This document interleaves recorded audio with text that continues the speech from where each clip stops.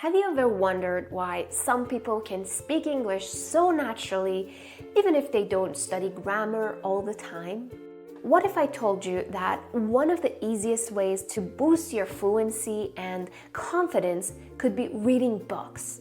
Not just any reading, reading in a way that actually trains your brain to think in English.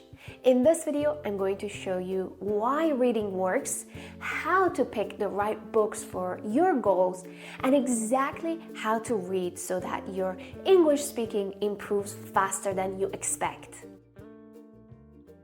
Reading isn't just about understanding words on a page. It actually trains your brain to think in English.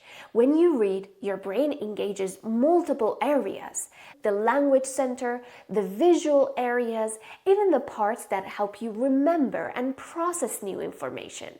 Studies show that this kind of brain exercise strengthens your ability to remember words, form sentences, and speak more fluently, which is exactly what we need to use English naturally in real-life conversations. So if reading trains your brain to think in English, the next question is, what is the right book to help you actually improve your speaking for real life? The first thing you need to consider is to pick something that genuinely sparks your curiosity.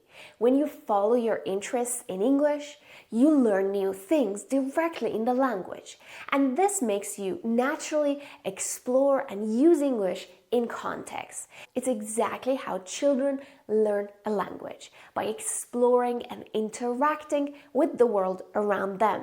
For me, it started with Harry Potter series when I was young. Later, whenever I wanted to improve a skill, whether personal growth, relationships, or a professional skill, I picked an English book on that topic. The idea is to connect reading with something in your personal life. In this way, you're not just practicing English for the sake of it. When your reading feels meaningful, you're much more likely to stick with it and actually enjoy this journey. So choose books based on what you want to explore at this stage of your life. This makes your language learning personal, relevant, and more motivating. And once you have the right book, the next question is, how should you read it to actually improve your speaking in real life? If you still don't have the habit of reading, start small and with something that is manageable. Tell yourself, I'll read one page. If that still feels too much, make it smaller. Even just one paragraph is fine. The hardest part is always starting. Once you begin, your brain naturally wants to continue.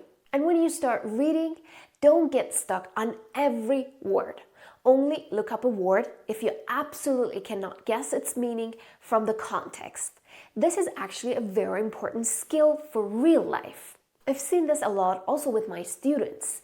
They get so focused on understanding every word in the conversation that they lose the bigger picture. As a result, they panic and miss the whole conversation. When you practice guessing the meaning from the context when you read, you're actually helping yourself with conversation in real life. You don't need to understand everything 100% to start speaking English fluently or confidently. So when you read, focus on keeping the flow. Doing something in English is always better than doing nothing because you want perfection. When you start reading and you see that you're in the mood and you have the time, you can step it up a bit by paying attention to what you read. Highlight the interesting words and expressions and notice the sentence structures. But don't feel pressure to do this every time. Remember, consistency matters more than perfection. Now, if you're someone who already has the reading habit, here are the ways you can make this reading journey more impactful. You can try reading out loud occasionally, even 1 or 2 sentences per paragraph. This trains pronunciation, rhythm, and helps your mouth move naturally in English. Another interesting thing you can do is to combine reading with listening.